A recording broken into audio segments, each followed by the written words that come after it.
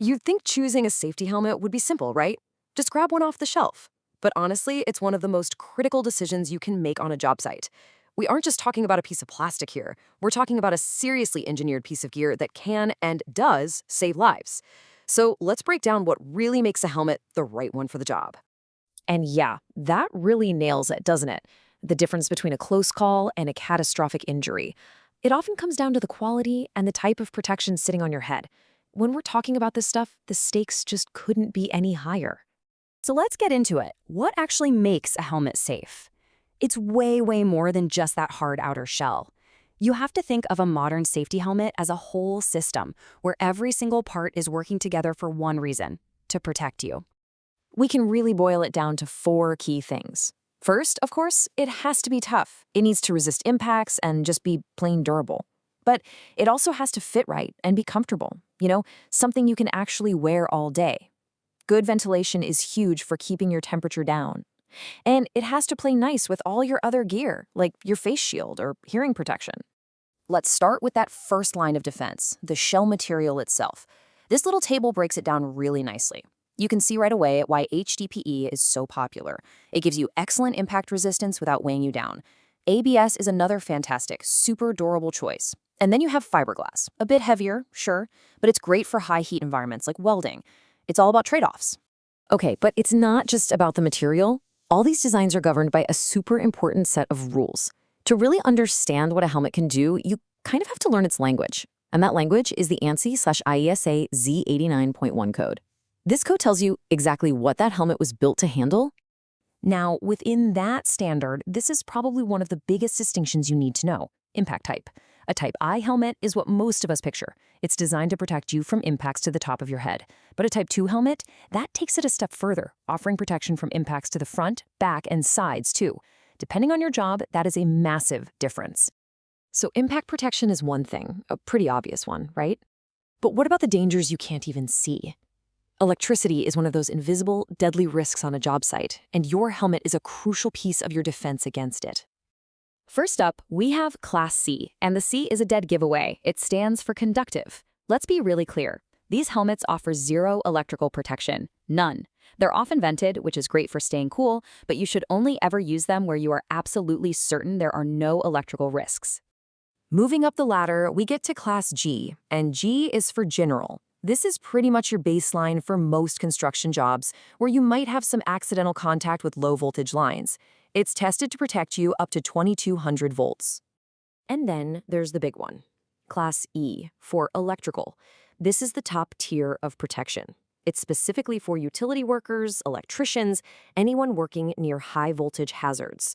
These helmets are rated to protect against an incredible 20,000 volts.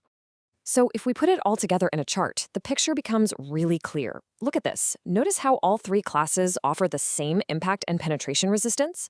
The only thing that changes is the electrical rating, and it's a huge jump, from nothing to 2200 all the way up to 20,000 volts. All right, we've got the materials, we've got the safety codes. Now let's get to the fun part, matching the right helmet to the actual job. Because a safety helmet is absolutely not a one-size-fits-all deal. It's a specialized tool for a specialized task.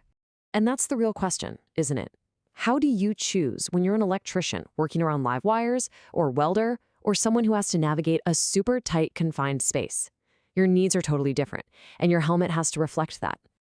Wow, and this table just lays it all out perfectly. Look at the contrast here. For electrical work, the absolute #1 priority is insulation. That means non-conductive materials, absolutely no vents, and that critical Class E rating. But then look over at the confined space helmet. The entire philosophy is different. Here, it's all about mobility and being able to see. You need a low-profile design that won't snag on things, with great peripheral vision, and maybe even a built-in light. They're built for fundamentally different worlds. Okay, so you've done your homework, you've picked the perfect helmet for your job, you're all set, right? Well, not quite. Your job isn't done. A helmet's ability to save your life is directly tied to the condition it's in. Maintenance isn't just a suggestion, it's absolutely essential. This is the best way to think about it. It's a tool, just like your favorite wrench or your power drill. You wouldn't use a cracked socket or a drill with a frayed cord, right? Your helmet deserves that exact same level of respect and care. And here's a super simple routine that should just become second nature before every single shift. First, just give the shell a good visual check for any cracks or weird spots. Then give it a gentle squeeze from the sides. It shouldn't be brittle. After that, look inside at the suspension straps for any tears. And last, just make sure the adjustment knob works smoothly. Seriously, it takes less than 30 seconds. And this part is maybe the most important. You have to know when it's time to retire a helmet. And the number one rule is non-negotiable. If it takes any kind of real impact, it's done. Toss it. Even if you can't see the damage, the structural integrity could be gone. Beyond that, just keep an eye out for serious wear and tear, and always follow the manufacturer's expiration date. Okay, let's bring it all home. We've talked about materials, standards, how to pick a helmet for a specific job, and how to take care of it. So what's the one big idea you should walk away with? I want you to think about this number. Just one number, 20,000. That's the number of volts a Class E electrical helmet is built to protect you from. That isn't just some speck on a sticker. That number represents the line between a normal day at work and the absolute worst day of your life. And that's really what this all boils down to. Your helmet isn't just a box you have to check on a safety sheet. It is an active, vital lifeline that has been carefully engineered for the very specific dangers you face. So, I'll just leave you with this thought. The next time you pick up your helmet, before you put it on, just take a second to really look at it.